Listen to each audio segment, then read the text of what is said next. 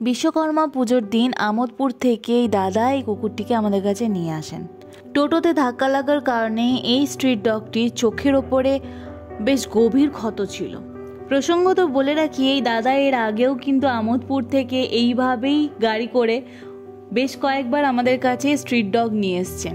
উনি রাস্তার কুকুর ভালোবাসেন এবং আমাদের মতনই তাদেরকে নিয়মিত খাবার দেন, যত্ন করেন। কোনো রকম বিপদ হলেই উনি আমোদপুর থেকে গাড়ি করে শিউরে নিয়ে এসে আমাদের কাছে চিকিৎসা করিয়ে নিয়ে যান। এর আগেও অনেকবার এই ঘটনা ঘটেছে।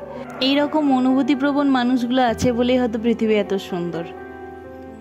কুকুরটিকে রক্তাক্ত অবস্থায় দেখেই দাদা যখন আমাদের কাছে নিয়ে আসেন, তার পরপরই তার চিকিৎসা আমরা শুরু করি। তার স্টিচ পড়ে, চোখের ওপরে অনেকটা অংশই স্টিচ করা হয় এবং প্রয়োজনীয় মেডিসিন দেওয়া হয়। দাদাকে মেডিসিন বলে দেওয়া হয়, দাদা নিজে মেডিসিন কিনে খাইয়েছেন। যেই কটা মেডিসিন আমাদের কাছে ছিল সেই কটা আমরা দিয়েছিলাম দাদাকে। তারপর দীর্ঘ টানা ট্রিটমেন্ট তার চলেছে। আজকে দাদা আমাদের কাছে নিয়ে এসেছিলেন কুকুরটিকে সেলাই কাটানোর জন্য। চোখের ওপরের সেলাই সম্পূর্ণ জোড়া লেগে গিয়েছে। বর্তমানে কুকুরটি সম্পূর্ণ সুস্থ। ধন্যবাদ আপনাকে এইভাবে অবলাদের ভালোবাসার জন্য। আমরা সবসময় আপনাদের পাশে আছি।